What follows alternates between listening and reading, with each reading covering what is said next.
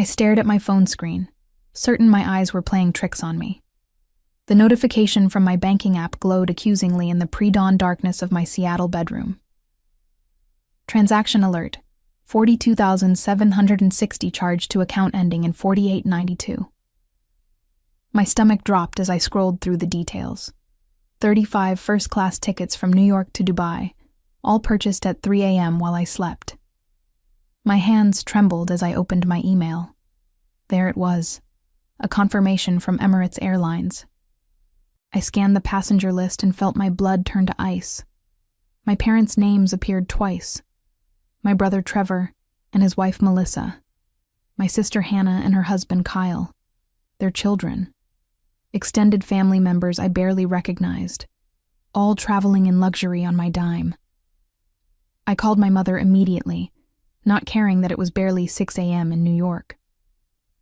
"Claire, darling," she answered, her voice sickeningly sweet. "You are awake early." "Mom, what did you do?" My voice cracked with disbelief.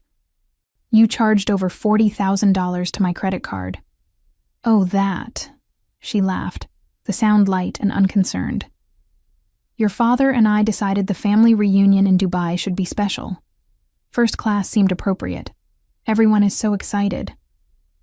"You cannot just steal my credit card information and book flights," I said, fighting to keep my voice steady.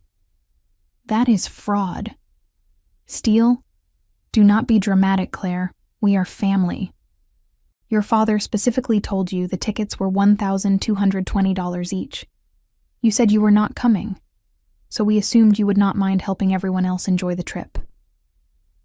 I remembered that conversation from 3 weeks ago. Dad had called to tell me about the family reunion his wealthy brother was hosting in Dubai. When he mentioned the ticket price, I had politely declined. I worked as a biotechnology research coordinator, and while my salary was comfortable, it was not extravagant. Spending over $1,000 on a flight to attend a week of awkward family gatherings held no appeal. "That did not give you permission to use my card," I said through gritted teeth. "Well, it is done now," Mom replied breezily. "The tickets are non-refundable. You might as well accept it. Besides, this is what family does for each other. Your father and I sacrificed so much raising you 3 children. The least you can do is help us enjoy our retirement." The guilt trip was classic manipulation, something I had endured my entire life. My parents had always favored Trevor, the golden child who became a financial consultant, and Hannah, the beauty queen who married well. I was the middle child, the one who chose science over social climbing, research over recognition. "I want you to pay me back," I said firmly. "Every cent." Mom sighed dramatically. "Claire, we barely have anything in our savings. You know your father's pension does not stretch very far. We were counting on your generosity. Do not be selfish about this." "Selfish? You stole from me." "I did not steal anything. I simply used the card information you gave us for emergencies. This was an emergency. Family time is precious, and your uncle only turned 70 once. I wanted to scream that I had given them my card information 3 years ago when Dad had surgery and needed help with medical copays. I had explicitly told them it was for medical emergencies only. Instead, I took a deep breath. "I am reporting this as fraud to my bank," I said quietly.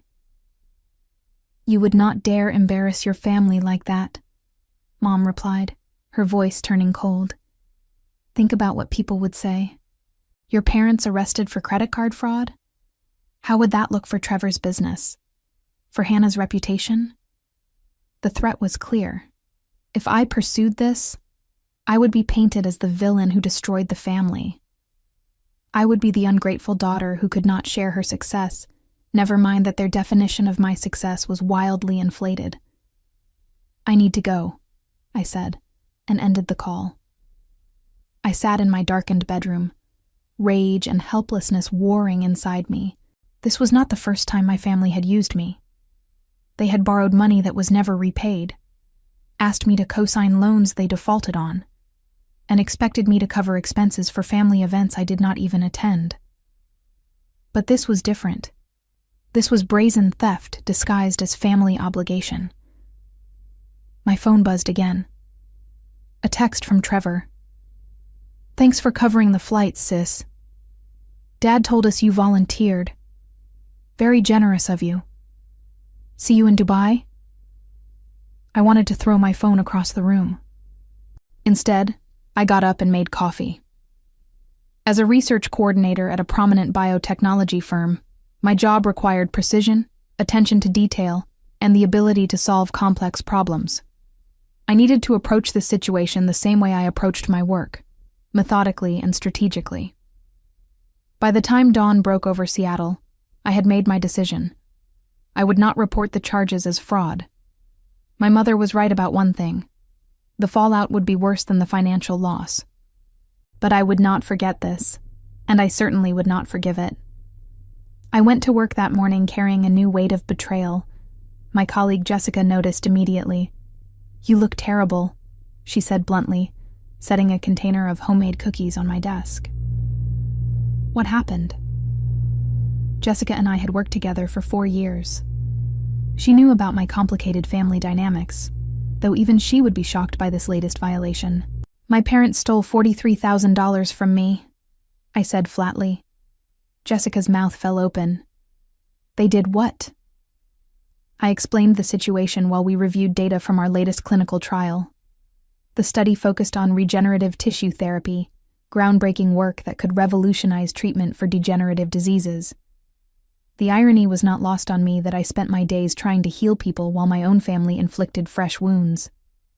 "Claire, you have to report this," Jessica insisted. "That is serious theft." "And then what? My parents get arrested? My siblings never speak to me again? I become the monster who destroyed the family over money?" I shook my head. "They win either way. If I report it, I am the bad guy. If I do not, they get away with it and will probably do something similar again." "So, what are you going to do?" "I do not know yet," I admitted. "But I am not going to just roll over and take it." Throughout the day, I received messages from various family members. Hannah sent a photo of her new outfit for the Dubai trip, purchased with money she allegedly did not have. Trevor forwarded a restaurant recommendation for Dubai, assuming I would join them despite my earlier refusal. Aunts and uncles I barely knew thanked me for my generosity. No one asked if I had actually agreed to pay.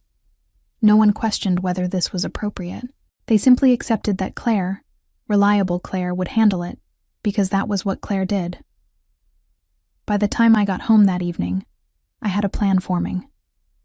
It would take time and careful execution, but I was good at both. My work in biotechnology had taught me patience. Results came from meticulous preparation and perfect timing. This would be no different. I started by documenting everything: screenshots of the charges, recordings of phone conversations with my mother, emails confirming I had never authorized the purchases. I created a detailed spreadsheet tracking every time my family had taken financial advantage of me over the past decade. The total was staggering: over $97,000 in unpaid loans, covered expenses, and outright theft. My parents had retired to a modest home in upstate New York 5 years ago, claiming poverty while somehow affording luxury vacations and expensive hobbies. Trevor lived in a Manhattan high-rise with Melissa, funding a lifestyle that exceeded what his income should support. Hannah and Kyle owned a sprawling house in Connecticut, filled with designer furniture and expensive toys for their 3 children. And me? I lived in a 1-bedroom apartment in Seattle, drove a used car, and carefully budgeted every expense because I was perpetually recovering from my family's financial vampirism.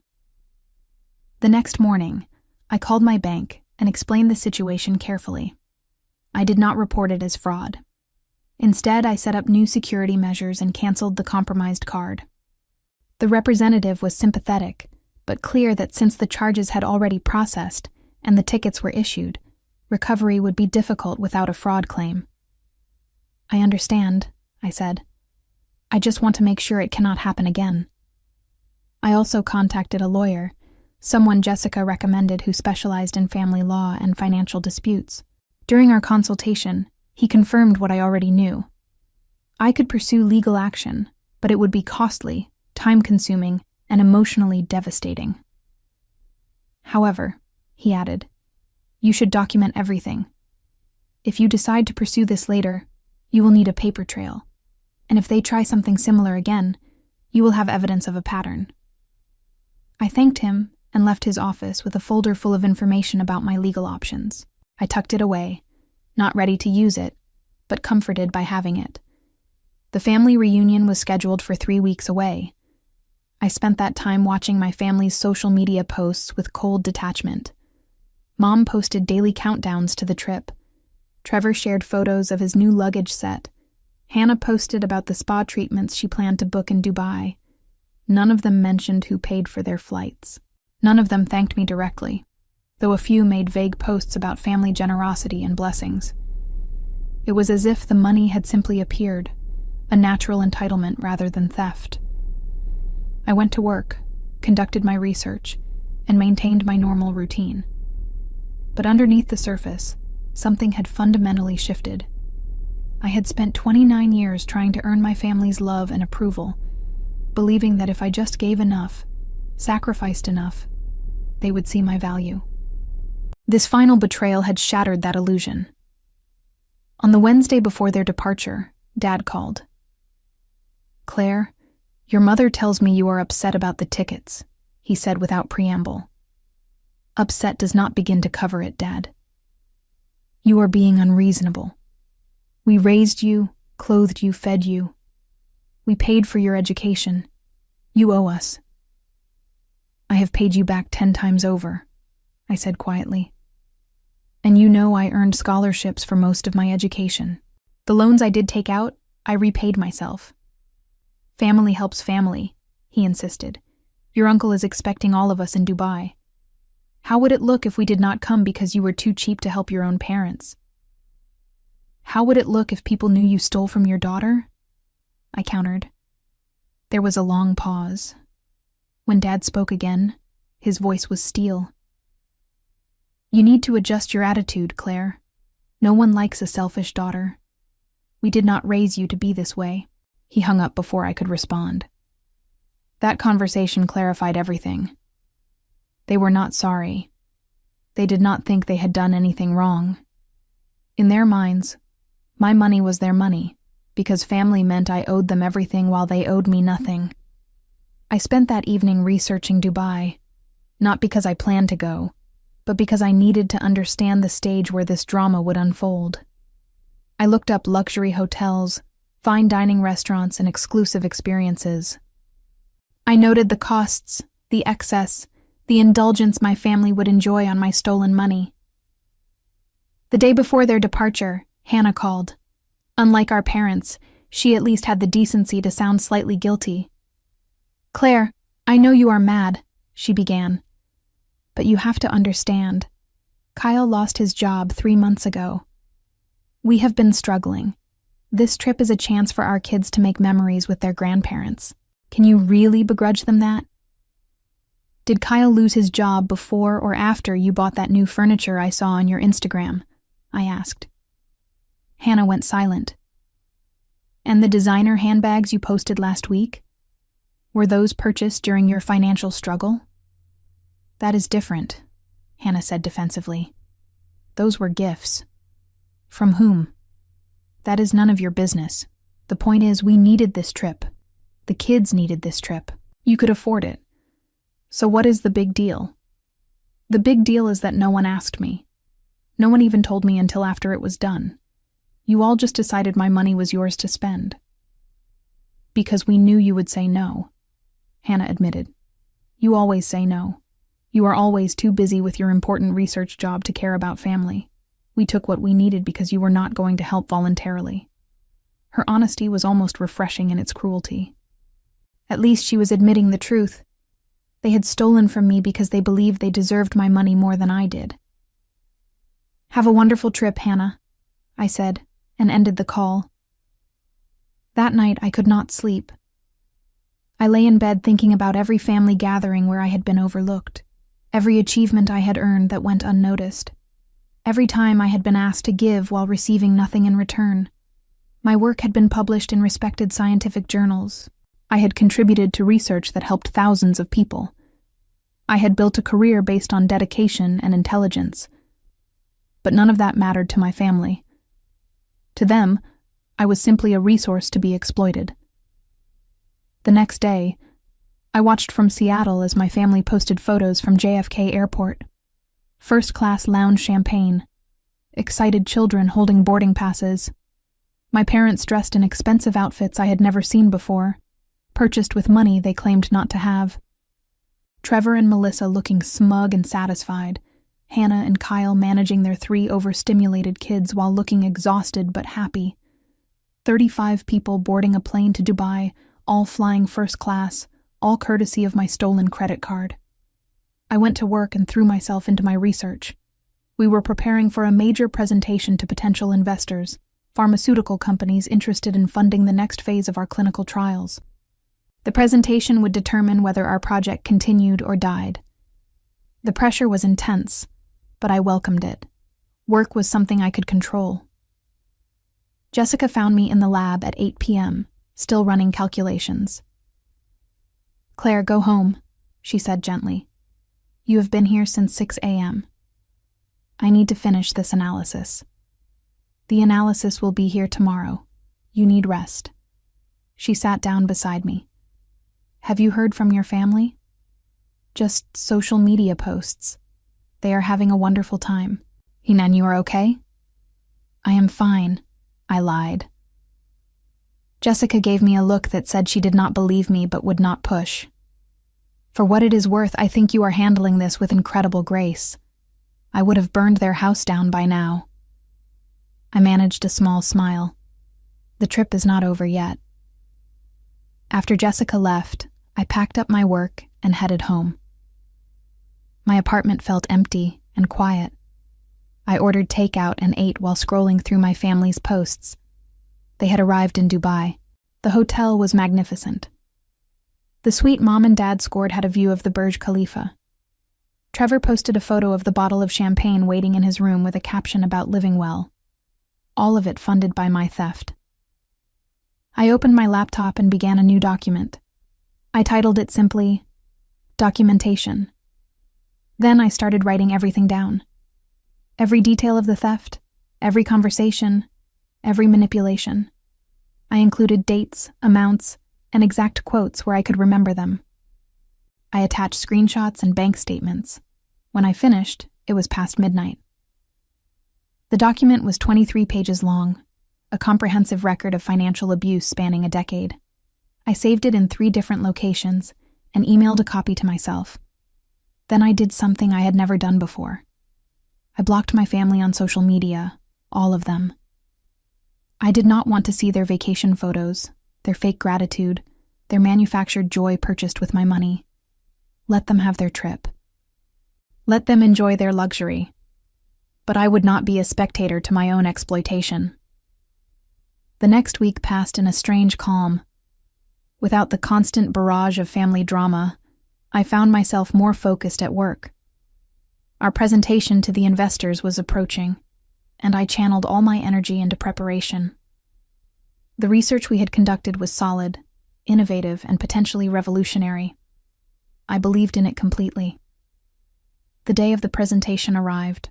I stood before a room of executives and scientists, presenting years of work with confidence and clarity. I fielded questions about methodology, statistical significance, and clinical applications. I spoke about the potential impact on patients, the lives that could be improved, the suffering that could be alleviated. When I finished, the room was silent for a moment. Then the lead investor, a woman named Victoria who headed a major pharmaceutical company, stood and applauded. Others followed. We had done it. The funding was approved, a multi-million-dollar investment that would take our research to the next level. Jessica hugged me in the hallway afterward. "You were brilliant," she said. "Absolutely brilliant." I should have felt triumphant. This was the culmination of years of work, a validation of my skills and dedication. But underneath the professional satisfaction was a hollow ache. I had no one to share this with. My family was still in Dubai, still spending my money, still oblivious to my achievements. That evening, I sat in my apartment with a glass of wine and allowed myself to feel everything I had been suppressing.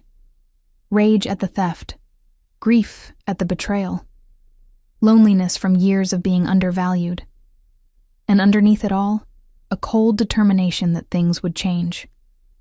My phone buzzed, a message from an unknown number. "This is Victoria from the presentation today. I was very impressed with your work. Would you be interested in discussing a potential opportunity? I think you are exactly the kind of talent our company needs." I stared at the message, my mind racing. An opportunity with one of the largest pharmaceutical companies in the world? This could be career-defining.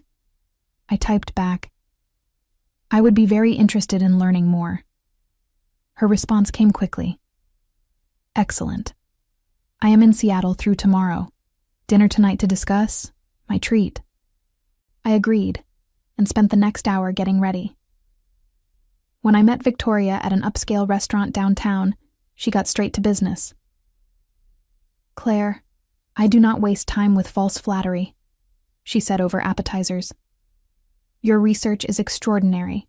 Your presentation skills are top tier. I want you to head a new division we are creating focused specifically on regenerative therapies. The salary is $300,000 annually, plus stock options and bonuses." I nearly choked on my water. My current salary was $92,000. Victoria smiled at my reaction. "I can see this interests you. The position is based here in Seattle, so you would not need to relocate. We are building something revolutionary, and I want the best people leading it. You are the best." "When would you need an answer?" I asked, trying to keep my voice steady. "Take the weekend to think about it. But I will be honest, I am talking to other candidates as well. This is not an empty offer, Claire. I genuinely believe you are the right person, but I need someone committed and ready to move quickly." We talked for 2 more hours about the research, the vision for the division, and the resources I would have at my disposal. It was everything I had ever wanted professionally: recognition, authority, and the means to do work that truly mattered. When I got home that night, I found 17 missed calls from my mother. I had unblocked them earlier in the day without thinking, a reflexive habit I immediately regretted. There were also 12 text messages, each more frantic than the last. The first few were about the trip. How wonderful Dubai was, how grateful everyone felt, how blessed they were to have such a generous family member. But the later messages took a different tone. "Your father fell at the hotel. He is in the hospital. Call me immediately. Claire, this is an emergency. Your father needs you to send money for medical expenses. The travel insurance is not covering everything. Why are you not answering? Your father could die, and you cannot even be bothered to pick up the phone." I felt a twinge of concern quickly drowned by suspicion. I called the hotel directly and asked to be connected to their medical services coordinator. After explaining the situation, I was transferred to a manager who confirmed that a guest matching my father's description had indeed slipped in the lobby earlier that day. "Is he still in the hospital?" I asked. "Oh no," the manager said. "He refused transport. He seemed fine, just a bit shaken. He went back to his room about 3 hours ago." I thanked the manager and hung up. So Dad was fine. This was another manipulation, another attempt to extract money from me. I wondered how much they would ask for this time. 5,000? 10,000? I did not call my mother back. Instead, I went to bed and slept better than I had in weeks. The next morning, Mom called at 7 a.m. "Claire, finally," she said when I answered. "Why did you not call me back? Your father could have died." The hotel manager told me Dad refused medical transport and went back to his room hours ago, I said calmly. "He is fine." There was a pause. "Well, he is fine now, but he was hurt. He needs private care for the rest of the trip. The hotel doctor recommended a private nurse. It will cost $8,000. No, I said simply. What do you mean, no? Your father is injured. If he needed medical care, he would be in a hospital. This is another scam to get money from me. I am not paying for it. How dare you, Mom hissed. After everything we have done for you, you would let your father suffer? You already stole over $40,000 from me. You do not get more. We did not steal anything. We borrowed, and family does not keep score like this. You are being cruel and selfish. Goodbye, Mom, I said, and ended the call. I spent the weekend seriously considering Victoria's offer. The salary alone would change my life. I could pay off my remaining student loans, build actual savings, and stop living paycheck to paycheck because my family drained every extra cent I earned. But more than the money, the position represented validation. Someone saw my worth. Someone valued my work. On Monday morning, I called Victoria and accepted the position. We agreed on a start date 6 weeks away, giving me time to transition my current research responsibilities and prepare for the new role. When I told my current supervisor, he was disappointed but understanding. You deserve this opportunity, he said. You have been the backbone of this project. We are going to miss you tremendously, but I am excited to see what you accomplish next. Jessica was thrilled. This is incredible, Claire. We should celebrate. Dinner this week? Absolutely, I agreed. That evening, I checked my social media out of habit and found that I had been tagged in several posts from Dubai. I had forgotten to reblock everyone after checking on Dad's supposed injury. The posts were from the final days of the trip, my family's last hurrah on my stolen money. Hannah had posted, "So grateful to family who make dreams possible. This trip has been magical. The kids will remember it forever." Trevor had shared a photo of everyone at dinner, expensive wine bottles lining the table. Family is everything, blessed beyond measure. Mom had posted a sunset photo with a caption, 35 of us together in Dubai, proof that family bonds are stronger than anything. Thank you to everyone who contributed to making this happen. I noticed what they all had in common, vague gratitude with no specific mention of me. They had taken my money but would not even acknowledge me directly. It was as if the funds had materialized from thin air, a collective family miracle rather than individual theft. I blocked them all again and deleted the tags. The next week, I received an email from Trevor. Subject line: Family investment opportunity. Against my better judgment, I opened it. Trevor had written a lengthy pitch about a startup he wanted to launch, some financial consulting platform that needed investors. He was looking for $50,000 and thought I might be interested in being part of the ground floor. The audacity was breathtaking. He had just enjoyed a first-class vacation on my stolen money, and now he wanted more. I deleted the email without responding. My family returned from Dubai on a Thursday. I knew because Hannah posted airport photos with a caption about how sad she was to leave paradise. Mom shared pictures of their suitcases full of souvenirs. Trevor posted about already planning their next big family trip, maybe to the Maldives next year. That weekend, I had dinner with Jessica at a cozy bistro near the waterfront. Over wine and pasta, I told her about Victoria's job offer and my acceptance. "This is exactly what you deserve," Jessica said, raising her glass. "To new beginnings and leaving toxic people behind." "To new beginnings," I echoed. "Have you heard from your family since they got back?" she asked. "Not directly. But I have been watching their posts. They are already planning their next exotic vacation. Using whose money, I wonder? Not mine," I said firmly. "I changed all my account numbers and passwords. I set up alerts for any unusual activity. They cannot access anything anymore." "Good. What are you going to do about the money they already took?" "I do not know yet," I admitted. "Part of me wants to pursue legal action, but I know how that would end. They would paint me as vindictive. I would become the villain in the family story." Jessica leaned forward. So make yourself the villain in a way they will never see coming.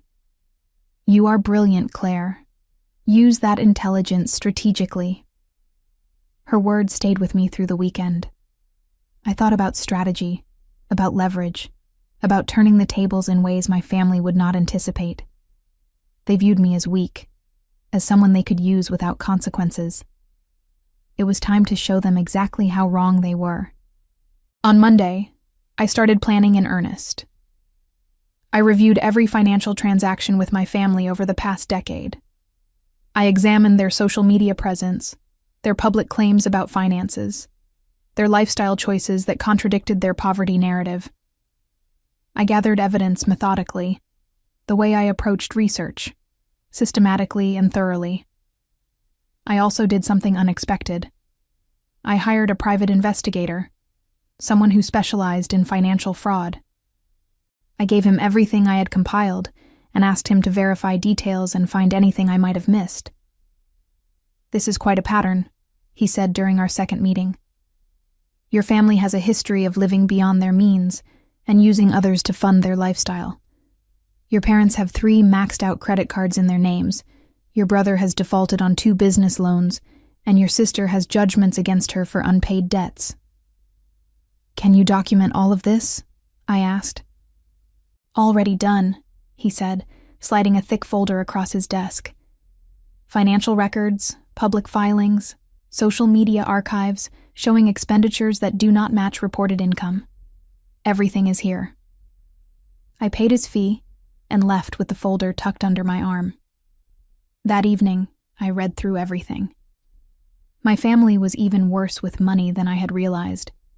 They were drowning in debt while maintaining appearances of success, and they had been using me as a lifeline, taking from me to keep their sinking ships afloat. The next piece of my plan fell into place unexpectedly. I received a call from an attorney representing my uncle, the one who had hosted the Dubai reunion. He was updating his will and wanted to discuss the family dynamics. "Your uncle is concerned about how his estate will be distributed," the attorney explained. "He knows your parents struggle financially, and he worries about leaving them a large sum that they might mismanage. He asked me to speak with you about potentially serving as a trustee." "Why me?" I asked. "He says you are the only responsible one in the family. He respects your education and career. He thinks you would handle the responsibility appropriately." I scheduled a call with my uncle for the following week. During our conversation, he was surprisingly candid. "Claire, I know what happened with the flights," he said. "Your mother bragged about how she got you to pay for everyone. She thought it was clever." My stomach tightened. "She told you she stole from me?" "She said you volunteered, but I am not naive. I know your parents. I know how they operate. They have been mooching off relatives their entire lives. I am disappointed, but not surprised." "Then why did you let them come to Dubai?" "Because I wanted to see everyone," he said simply. "But I am also 70 years old with a substantial estate and no children of my own. I have been thinking about legacy, about what happens to my money when I am gone. I do not want it wasted." We talked for over an hour. By the end, I had agreed to serve as trustee of a trust that would manage any inheritance my parents received. They would get monthly disbursements, but could not access the principal. It was not revenge, exactly, but it was protection against their worst impulses. "There is one more thing," my uncle said before we hung up. "I am planning to update my will to leave you a significant portion of my estate. Not because I pity you, but because you have made something of yourself without relying on family money. You deserve to be rewarded for that." I did not know what to say. "Uncle Robert, that is incredibly generous, but I do not expect anything from you." "I know you do not. That is exactly why you are getting it. The will revision will be complete next month. I wanted you to know in advance." After that call, I sat in stunned silence. My uncle's inheritance would not come for years, hopefully decades. But the knowledge that someone in my family actually valued me was overwhelming. It also gave me leverage I had not anticipated. Over the next few weeks, I continued preparing for my new position, while carefully implementing my plan. I opened a separate bank account that my family knew nothing about and redirected my paychecks there. My old account, the one they had information for, I left with just enough to cover basic bills. If they tried to access it again, they would find nothing to take. I also started subtly changing my social media presence. Instead of avoiding posts about my life, I began documenting my success. Photos from work events, mentions of the new position without specifics about salary, articles I had been featured in about the research. I made sure my family could see that I was thriving, that my life was moving forward without them. The response was predictable. Trevor sent a congratulatory message about my new job, followed immediately by another pitch for his startup. Hannah commented on posts with emojis, but never actual words. Mom called twice, both times going to voicemail with messages about how proud she was of me, followed by mentions of bills they could not pay. I did not respond to any of it. 6 weeks later, I started my new position. Victoria had not oversold the opportunity. The resources were extraordinary, the team was talented, and the work was exactly what I had always wanted to do. My first week, I attended a pharmaceutical industry conference where I was introduced as the director of the new regenerative medicine division. People who had ignored me at previous conferences suddenly wanted to network. At the conference, I ran into someone I had not seen in years. Gregory, a former colleague from graduate school who now worked as a medical technology consultant. We had coffee and caught up on the past decade. "You have done incredibly well for yourself," he said. "I always knew you would. You were the smartest person in our program." "Thank you. You seem to be doing well too." "I do all right. Mostly I help companies navigate medical technology regulations and patents. It is less exciting than your work, but pays the bills." He paused. "Can I ask you something personal?" "Sure. I saw you tagged in some photos from Dubai a few weeks ago. Big family trip?" My smile tightened. I did not actually go. That was my family's trip. Must have been expensive, all those first-class tickets. "It was," I said carefully, not wanting to explain the full story. Gregory nodded thoughtfully. "I only mention it because I was at the same hotel that week for a different conference. I saw your family in the lobby a few times. They seemed to be enjoying themselves immensely." Something in his tone made me pause. "What do you mean?" "Nothing really. Just that they were very vocal about their wealth, their connections, their importance. Your father was telling anyone who would listen about his daughter, the big-shot pharmaceutical executive who paid for everyone's trip." I felt heat rise in my face. "He said that?" "Multiple times. He made it sound like you were some high-powered executive with unlimited resources. I almost introduced myself, but they seemed like they wanted to be left alone with their status." After Gregory left, I sat alone with my coffee, fury building. Not only had my parents stolen from me, they had used my theft to elevate their own status, lying about my position and salary to impress strangers. They had turned my humiliation into their bragging rights. That evening, I called the private investigator again. "I need you to find out everything about my parents' current financial situation," I said. "Assets, debts, income streams, everything. I also need the same information for my siblings." "Are you planning legal action?" he asked. "I am planning something," I said. "I am just not sure what yet." The investigator's report arrived 2 weeks later. It was even worse than I had imagined.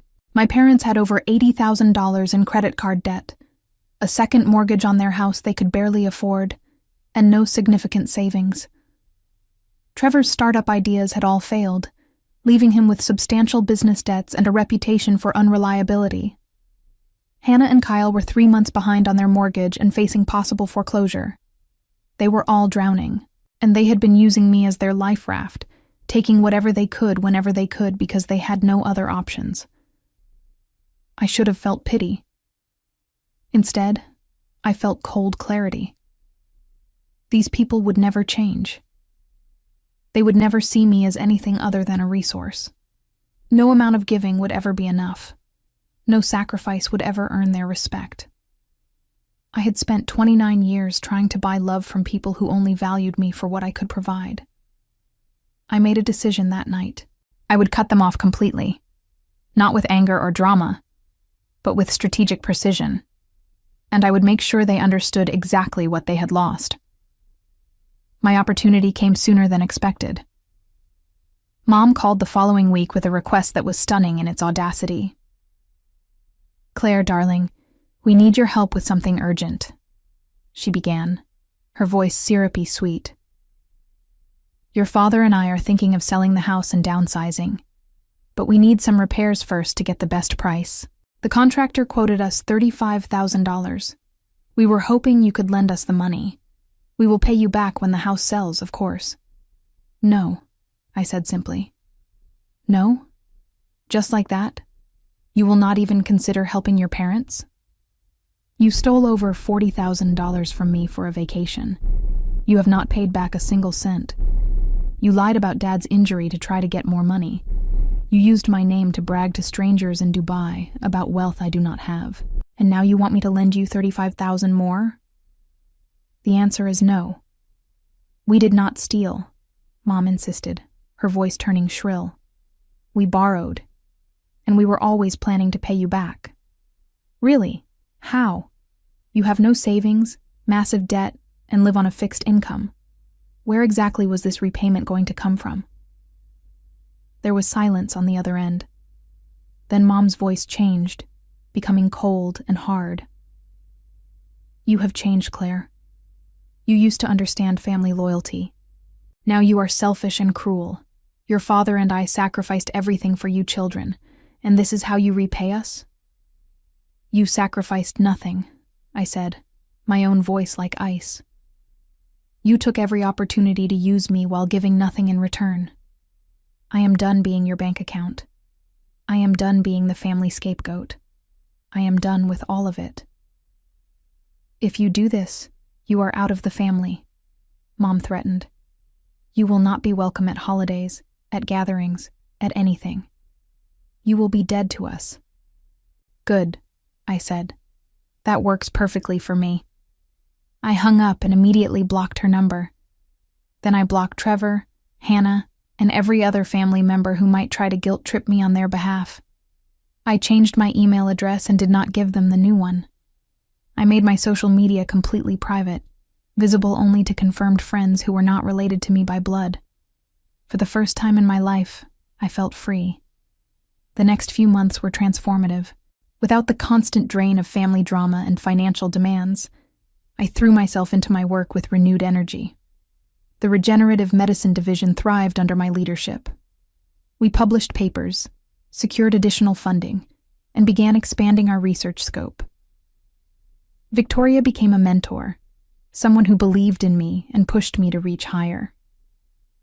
She introduced me to influential people in the pharmaceutical industry, people who saw my value and treated me with respect.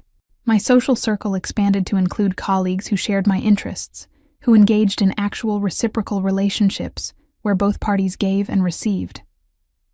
I bought a new car, not a luxury vehicle, but something reliable and safe.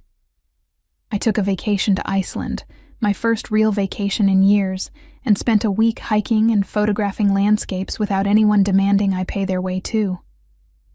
I started saving money, watching my accounts grow instead of being perpetually depleted. 6 months after cutting off my family, I received a letter from a law firm. My Uncle Robert had passed away suddenly from a heart attack. I had known he was updating his will, but his death still shocked me. He had seemed healthy, vibrant, decades away from dying. The reading of the will was scheduled for the following month. I flew to New York for it, my first time back since before the Dubai incident. The lawyer's office was in Manhattan, a sleek space that screamed expensive. I arrived early and waited in a conference room with polished wood furniture and a view of the city. My parents walked in 10 minutes later and stopped dead when they saw me. "What are you doing here?" Mom demanded. I was invited, I said calmly. Uncle Robert asked me to serve as trustee for his estate. Dad's face turned red. That is ridiculous. We are his siblings. If anyone should be trustee, it should be us. Uncle Robert disagreed. Trevor and Hannah arrived next, both looking uncomfortable when they saw me. We had not spoken since I cut them off. Hannah tried to smile, but it came out as more of a grimace. Trevor ignored me entirely, sitting as far from me as possible. The attorney entered precisely at 2 p.m., carrying a leather portfolio that he set on the conference table with careful deliberation. He introduced himself as James, Uncle Robert's personal attorney for the past 20 years. His expression was professionally neutral as he surveyed the room. "Thank you all for coming," he began. Robert was very specific about how he wanted this handled. Before we begin the reading of the will, I need to address some preliminary matters. He opened the portfolio and removed several documents. Robert came to me 8 months ago to substantially revise his estate plan. He was very clear about his reasoning, and he asked me to share certain information with all of you before distributing the assets. Mom shifted uncomfortably. Dad's jaw was clenched tight. James continued. Robert was aware of the financial difficulties many of you face. He was also aware of certain behaviors within the family that concerned him greatly. Specifically, he knew about the incident involving Claire's credit card and the Dubai trip. My siblings had the decency to look ashamed. My parents looked defiant. Robert felt strongly that his estate should benefit those who had demonstrated responsibility and integrity. To that end, he has left the bulk of his estate, valued at approximately $4.2 million, to Claire. The room erupted. Mom gasped. Dad slammed his hand on the table. Trevor shouted that it was impossible, that the will would be contested. Hannah started crying. James waited for the noise to subside. The will is ironclad. I assure you, it was prepared with the specific anticipation of challenges. Robert was of completely sound mind when he made these decisions. Now, if I may continue. He turned to me. Claire, you inherit the primary estate, including Robert's investment portfolio, his property in the Hamptons, and the majority of his liquid assets. You also inherit his collection of rare books and his vintage car collection. I sat frozen, unable to process the enormity of what I was hearing. James turned to my parents. To his brother and sister-in-law, Robert leaves a trust fund of $300,000. This will provide monthly disbursements of $2,000 for living expenses. The principal cannot be accessed, and the trust will be managed by Claire as trustee. $2,000 a month? Dad shouted. That is insulting. We are his family. Robert felt this arrangement would provide for your needs while preventing mismanagement of funds, James said evenly. He was quite clear on this point. He moved on to my siblings. To Trevor and Hannah, Robert leaves $50,000 each, to be distributed in quarterly installments over 2 years. Trevor looked like he might be sick. Hannah was openly sobbing now. James set down the papers. There is one final element. Robert left letters for each of you. I will distribute those now. He handed out sealed envelopes. Mine was thick, several pages at least. My parents' envelopes were thinner. Trevor and Hannah received single sheets. You may read these privately, James said. The formal estate distribution will begin next week. Claire, I will need to meet with you separately to discuss your responsibilities as trustee and executor. My family filed out without looking at me. I waited until they were gone before opening my letter. Dear Claire, it began in Uncle Robert's distinctive handwriting.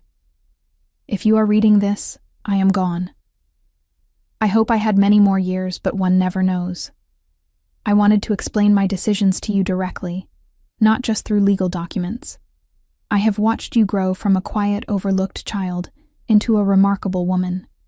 You chose a difficult path, dedicating yourself to science and research that helps others. You did this without family support, without recognition from those who should have celebrated you most.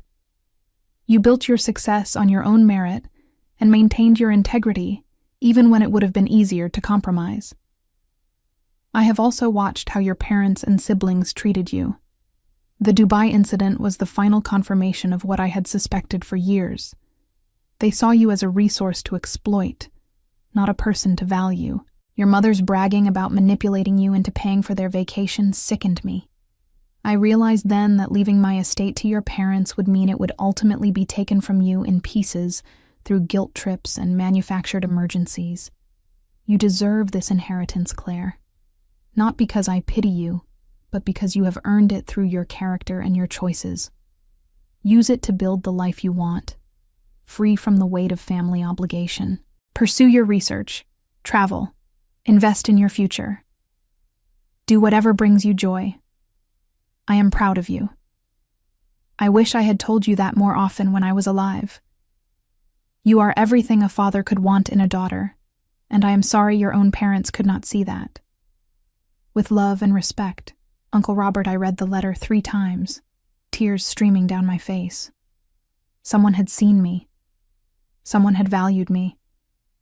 And he had given me not just money, but validation and freedom. When I left the attorney's office, my parents were waiting in the hallway. Mom's face was blotchy with rage. "You poisoned him against us," she hissed. "You turned Robert against his own family for money." "I never said a word to Uncle Robert about any of you," I said truthfully. "He figured it out on his own." "We will contest this will," Dad said. "You will not get away with stealing our inheritance." "Uncle Robert anticipated that," I replied calmly. "The attorney made it very clear the will is unbreakable. But feel free to waste money on lawyers. You seem to enjoy making poor financial decisions." Mom stepped closer, her voice venomous. "You ungrateful, selfish girl. We raised you. We fed you and clothed you and put a roof over your head. Everything you have, you owe to us." "No," I said quietly.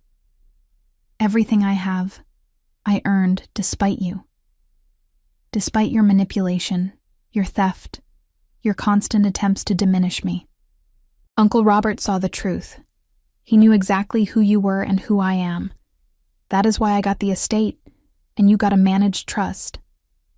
Hannah appeared from around the corner, her face streaked with tears. "How can you be so cold? We are your family." "You stopped being my family when you stole from me and felt no remorse," I said. "When you used me and gave nothing back. When you made me the villain for having boundaries. I am done pretending those blood ties mean something when they have only ever been a weapon against me." Trevor joined them, looking defeated rather than angry.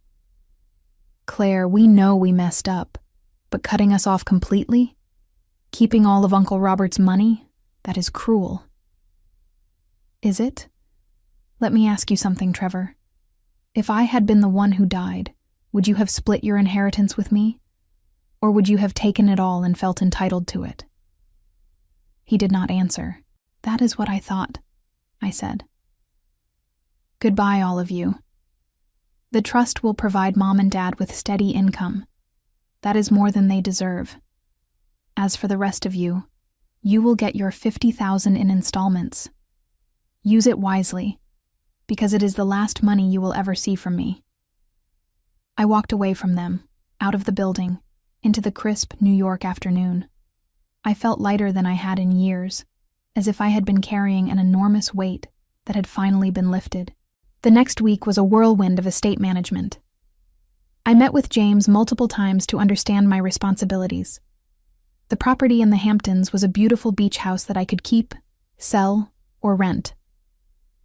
The investment portfolio was expertly managed and generating substantial returns. The rare book collection was worth over $200,000 alone. I made decisions quickly and confidently. I would keep the beach house for now, a retreat when I needed to escape Seattle. The investment portfolio would stay largely as it was, with some diversification recommended by financial advisors. The car collection, which included 3 vintage Porsches and a 1960s Ferrari, would be sold through specialty auctions. Within a month, I had liquidated some assets and reorganized others. My personal net worth had increased by over $4 million. It was surreal, transformative, and honestly terrifying. I had gone from living paycheck to having more money than I could spend in a lifetime. I hired a wealth management firm to help me navigate this new reality. I set up trusts for future charitable giving, invested in startups working on medical innovations, and created a scholarship fund for students pursuing biotechnology research.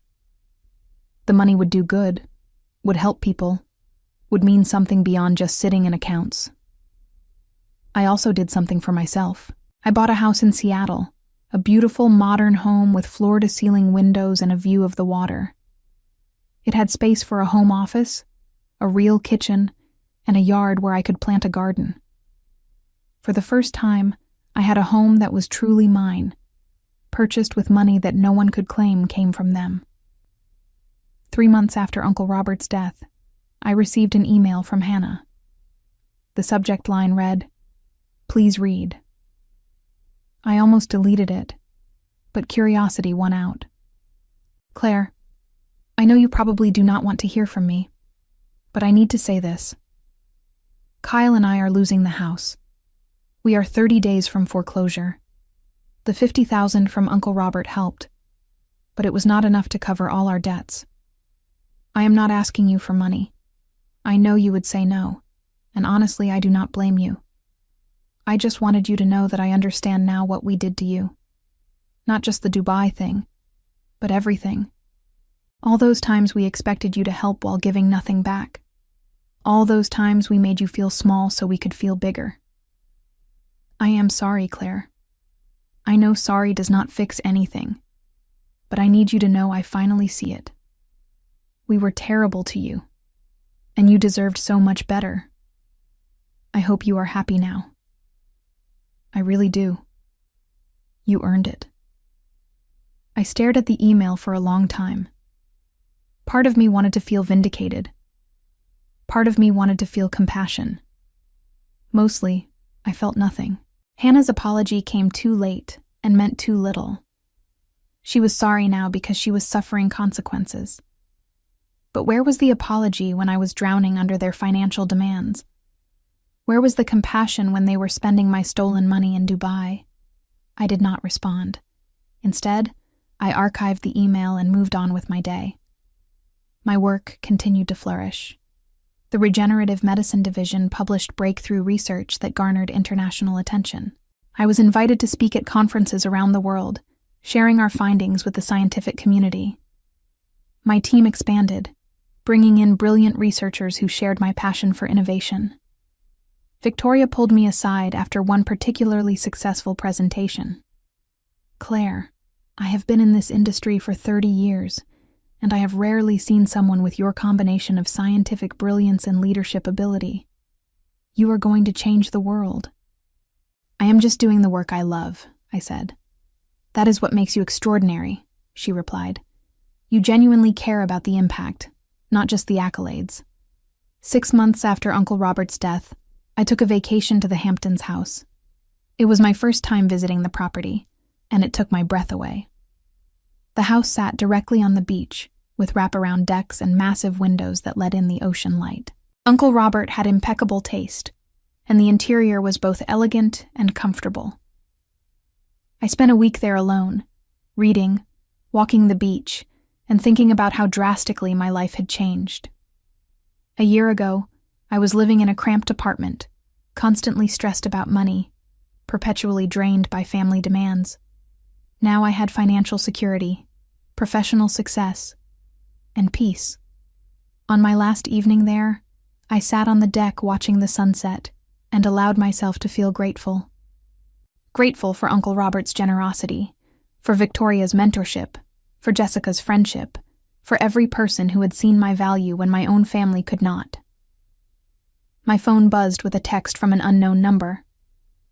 "This is Trevor. I am getting married next month.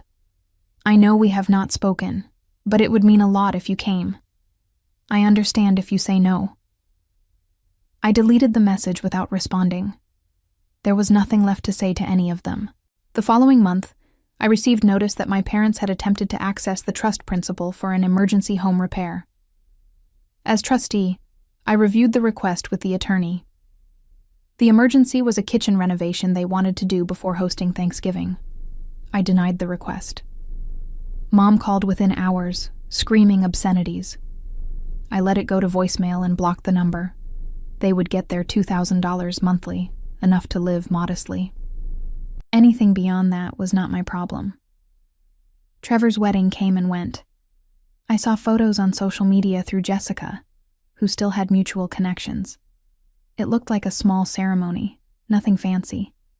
Part of me wondered if they had expected me to fund that too, back when they still had access to my guilt and my wallet. A year after Uncle Robert's death, I took stock of my life. I was 30 years old, director of a division at a major pharmaceutical company, living in my dream home, and financially independent.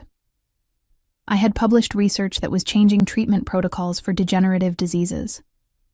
I had a circle of genuine friends who valued me as a person, not as a resource. I also had no contact with my biological family. They existed somewhere in New York, living their lives, but they were no longer part of mine. The trust provided for my parents. Trevor and Hannah had received their inheritances. I owed them nothing more. On the anniversary of Uncle Robert's death, I visited his grave. I brought flowers and stood in the quiet cemetery, grateful for the gift he had given me. Not just the money, but the validation. The proof that I was not crazy for feeling used and undervalued. The confirmation that someone saw who I really was. "Thank you," I whispered to the headstone. "You saved my life." That evening, I hosted a dinner party at my Seattle home. Jessica was there, along with colleagues from work, friends I had made through various professional and social circles. We ate well, laughed often, and celebrated the progress we had all made in our respective lives. As I looked around my dining room at these people who genuinely cared about me, who showed up without expecting anything in return, I realized this was what family should be. Not blood obligation, not guilt-based manipulation, but chosen connections built on mutual respect and authentic care. Someone asked me about my family, whether they lived locally. "No," I said simply. "I do not have much contact with them." "That must be hard," they said sympathetically. "Actually," I replied, "it is the best decision I ever made." The conversation moved on to other topics, and I felt no need to explain further. My past with my biological family was just that. Past. It did not define me anymore. 2 years after the Dubai incident, I received a letter forwarded through Uncle Robert's attorney. It was from my mother, handwritten on drugstore stationery. "Claire, I am writing because your father had a stroke. He is recovering, but it has made me think about mortality and regrets. I know I was not a good mother to you. I know we took advantage of your kindness and generosity. I am not asking for forgiveness or money or anything else. I just wanted you to know that I am sorry. You deserved better parents than we were. I hope you have found happiness." I read the letter twice, then filed it away in a drawer. I did not respond. I felt no obligation to absolve her or make her feel better about her choices. If she genuinely felt remorse, that was her burden to carry, not mine to relieve. Dad recovered from his stroke. I learned through a distant cousin who reached out on social media. He had some lasting effects, but was alive and functional. The trust continued to provide for them. They would be fine. My career continued to soar. By the time I was 32, I was being headhunted by universities and research institutions around the world. I had options, opportunities, and the freedom to choose my path based on what I wanted, not what I could afford. I started dating someone I met at a medical technology conference, a kind and brilliant surgeon named Daniel, who had his own successful career and no interest in my money. Our relationship was built on equality, shared interests, and genuine affection. It was unlike anything I had experienced before, unburdened by obligation or manipulation. When Daniel proposed after a year of dating, I said yes without hesitation. We planned a small wedding, just close friends and chosen family. No one from my biological family received an invitation. I did not owe them a role in my happiness. On my wedding day, Jessica served as my maid of honor. As she helped me into my dress, she smiled with pride. "Look at you," she said. "You built this life from nothing. You survived people who tried to break you and came out stronger." "I had help," I said. "Uncle Robert, Victoria, you, so many people who saw me when my own family could not." "You would have succeeded anyway," Jessica insisted. "Those people just helped you get there faster." During the reception, someone asked about my parents. "They could not make it," I said easily, which was technically true. I had not invited them, so they could not attend. 3 years after cutting off my family, the guilt had entirely dissipated. I had spent so long believing I owed them everything, that family bonds required endless sacrifice and tolerance of abuse. But I had learned the hard truth. You do not owe anyone access to your life, your resources, or your peace, not even family. Especially not family that treats you like an ATM with a heartbeat. The revenge I had enacted was not dramatic or explosive. I had not destroyed their lives or sought public humiliation. I had simply removed myself as their safety net and let natural consequences unfold. They had to face their own financial mismanagement without using me as a buffer.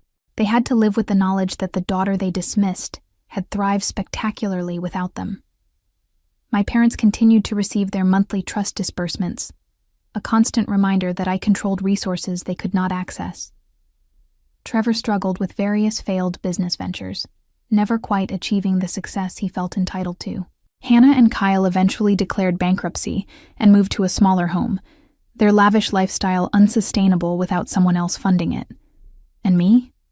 I built a life filled with purpose, success, and genuine relationships.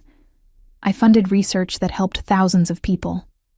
I mentored young scientists who reminded me of my younger self, overlooked and underestimated.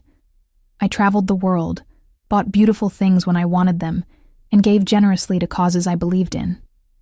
I lived freely, unburdened by toxic obligation.